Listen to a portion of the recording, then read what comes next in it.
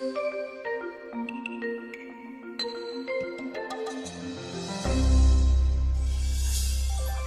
way you design the world in your mind is the way you relate to it in the real world. And when you design it as dead matter just to be exploited, you will exploit it. When you design it without any understanding of limits, you will violate the planetary limits. When you design it with deep recognition of interconnectedness, you will nurture those relationships. And this basic recognition is what I drew from my learnings in quantum theory, that non-locality, non-separation, interconnectedness, that is the nature of reality. But we have a design in the paradigm of mechanistic thought which didn't evolve, it was imposed. That mechanistic thought is based first on the assumption that we are separate from nature, and nature is constituted of discrete particles separate from each other who can only relate through violence, through force, through action by contact. In the quantum world, there is no separability. My thesis was on non-locality in quantum theory. Everything is interconnected. There are no fixed, essentialized qualities that have been built into the way people are looked at, nature is looked at. Potential is the defining quality in the quantum world. And because it's about potential, it's also about uncertainty. The mechanical world is based on a false illusion of determinateness, certainty. And in the quantum world, we know we cannot get rid of uncertainty, the uncertainty principle of Heisenberg. To this is linked to the fourth principle: no excluded middle, no duality, no either or. In the quantum world, it's and.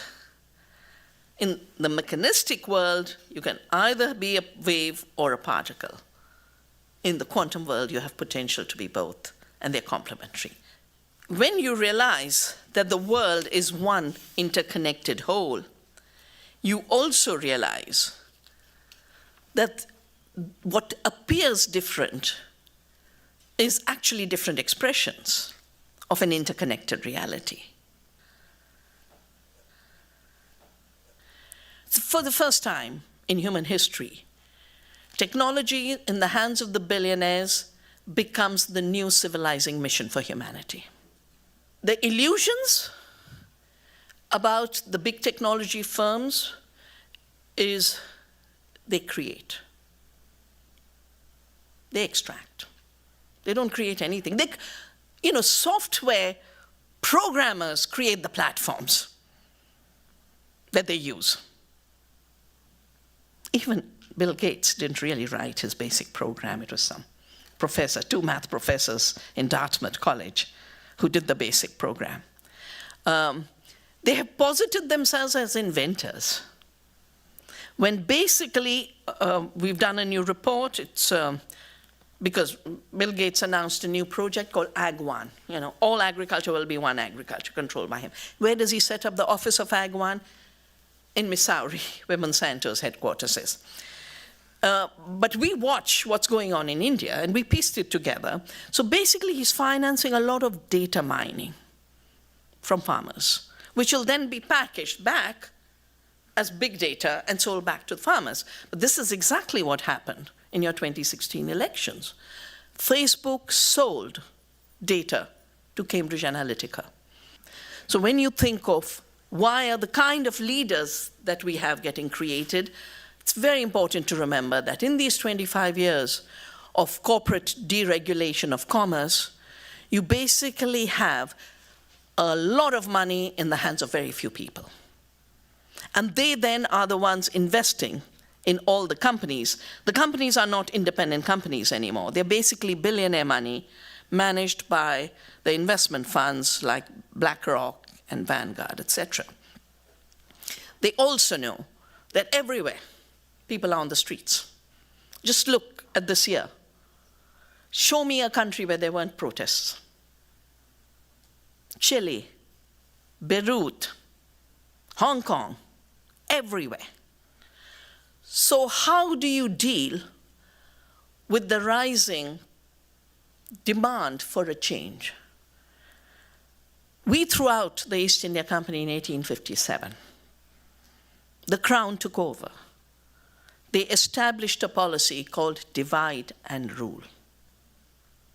And then they started to divide Hindus and Muslims, because Hindus and Muslims had stood together to defend their land, their livelihoods, their freedom. It took from 1857 to about 1920 for all kinds of means, census, fake identity, because people in India would say, I'm a Hindu and a Muslim, because they'd go to mosques and they'd go to temples. And when they'd be asked, who are you? They'd say, I'm a gardener, I'm a blacksmith. For them, the religious part was very, very secondary.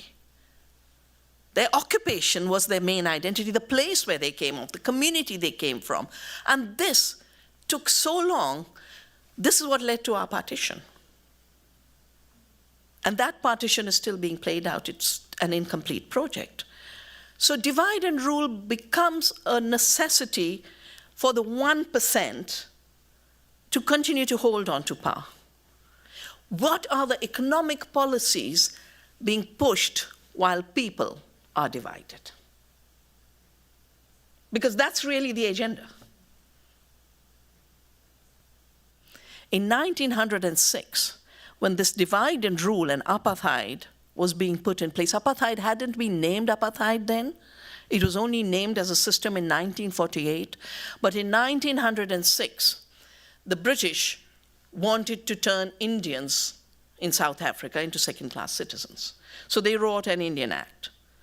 And Indians had to register on race, and they had to carry their identities all the time. And a lot of what's happening right now in India around this identity issue is related to that history of the Satyagraha. But most importantly, any police officer could enter your house at any time and demand your papers. You couldn't trade locally, you couldn't practice professions. And so the people said, we would rather die.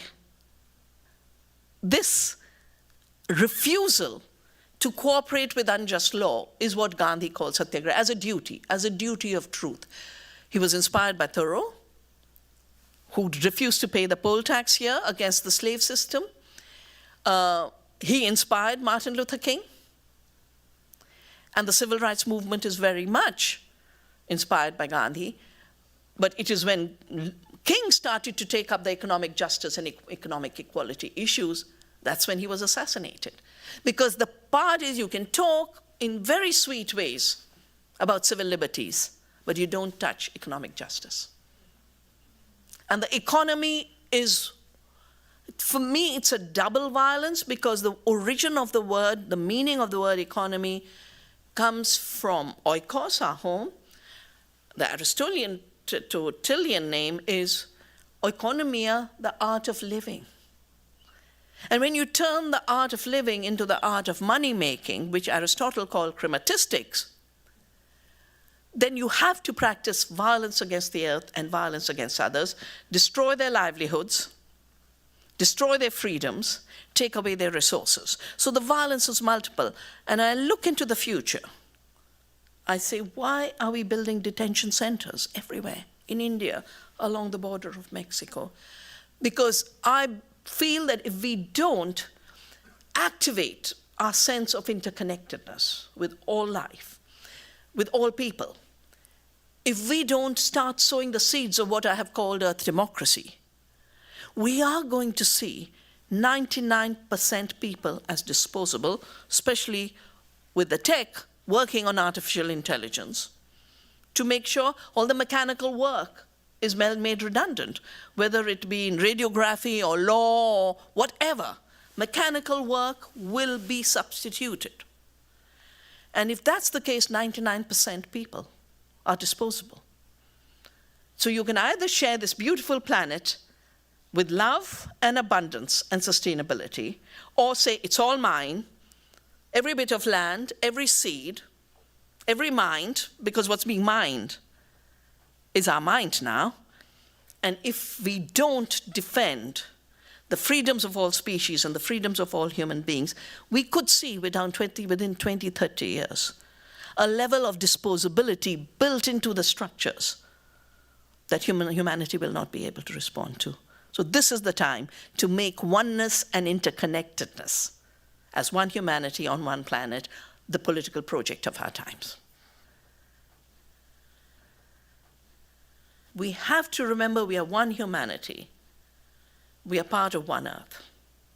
And whatever we do, we will not let this basic recognition divide us, either from the earth or from each other. And together we are strong.